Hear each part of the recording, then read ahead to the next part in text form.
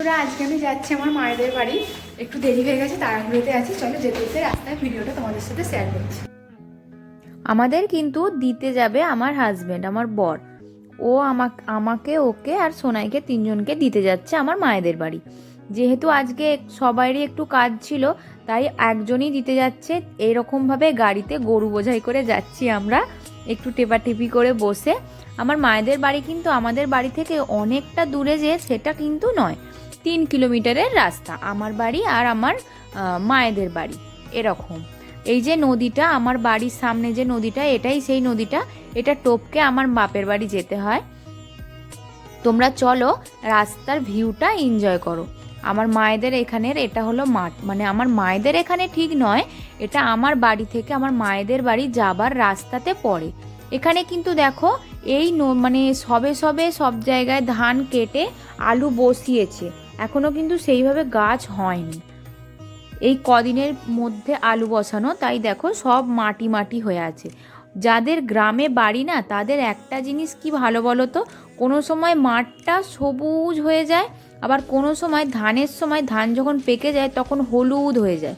কি যে ভালো লাগে এই দৃশ্যগুলো দেখতে। যারা শহরে থাকো তারা কিন্তু এগুলো মিস করো।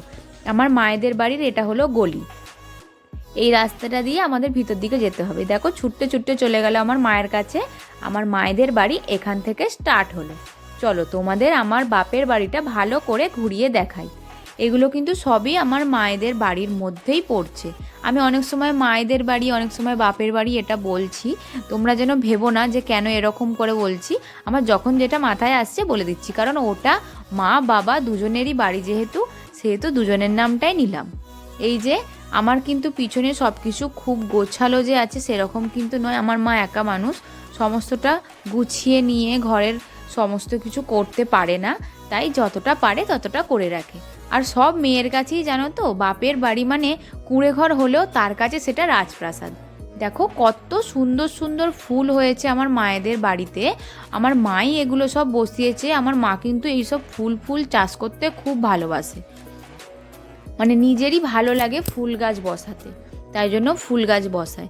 পুরো থোকা গাঁদা যাকে বলে সেরকম হয়েছে। আমি একটু তোমাদেরকে দেখিয়ে দিচ্ছিলাম আমার নিজের বদনটা। এবার দেখো ব্রেকফাস্টে আমরা কি খাই। প্রথম মায়েদের বাড়িতে গিয়েই আমি এটা খেতে বসে পড়েছি, সেটা হলো লুচি, বেগুন ভাজা, আরও একটা জিনিস ছিল যেটা তোমাদের দেখানো হয়নি, ফুলকপি আলুর তরকারি। আমরা দুজনে যেহেতু একই সঙ্গে খাবো, তাই একটা থালাতে নিয়েই খাচ্ছি। ওই যে কথাতে আছে না, ভাগ বাটোয়ারা করে খেতে খুব ভালো লাগে সবাই, সেরকমই আমারও। দুজনে মিলে একটা থালাতেই খাচ্ছি। আমরা তো অনেক খাই সেরকম নয়, দুটো একটা লুচি খাবো, তা কতক্ষণ আর লাগবে। আমি ওদিকে বারে বারে দেখছি আমাদের সোনাই আমার বাপির সঙ্গে খেলা করছে, সেটাই আমি ওদিকে দেখছি, মানে ওর সাথে কথা বলছি, তাই ওদিকে খালি খালি দেখছি।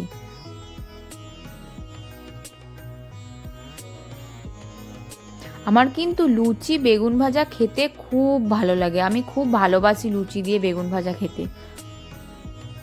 এবার এটা হলো দুপুরে ডাল ভাত মাংস বেগুন ভাজা আর মাছ দিয়ে আলু দিয়ে মটরশুঁটি আর ক্যাপসিকাম দিয়ে একটু তরকারি করেছিল মা। এই যে আমি আর আমার যা দুজনে খেতে বসে পড়েছি। আমরা কিন্তু বাপের বাড়ি এলে মাটিতে বসেই খাই, মাটিতে কিছু একটা মিলে তার উপরে বসেই খাই, ওটাই ভালো লাগে। আর আমি দেখেছো কলা পাতায় খাচ্ছি, আর এটা উপরে আমাদের ছাদে। আজকের ভিডিওটা এই পর্যন্তই শেষ করলাম। তোমরা সকলে ভালো থেকো, সুস্থ থেকো। আর শেষে আমার মায়েদের বাড়ির ছাদ থেকে দেখে নাও আমার মায়েদের ওখানের পাড়ার ভিউটা ঠিক কীরকম।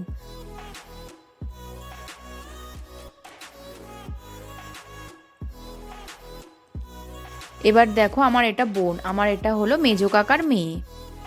ও ছাদে বসে চুল শুকনো করছে, আমি ওর একটু ভিডিও করে নিলাম। এটা আমার মেজো কাকাদের বাড়ি, আমাদের একই জায়গায় সবটাই। এটা আমার ছোট কাকার বাড়ি। আমার ভাইও নিচেতে বসে আছে, ওকেও তোমাদেরকে দেখালাম। ওই যে আমার মেজো কাকিমা দাঁড়িয়ে আছে। এবার আমার ভাইকে দেখো, ওই দেখো বসে বসে ও কি একটা খেলা করছে। এটা কিন্তু দুপুরবেলা। আমার নিচে দিয়ে ঠাম্মাও যাচ্ছে।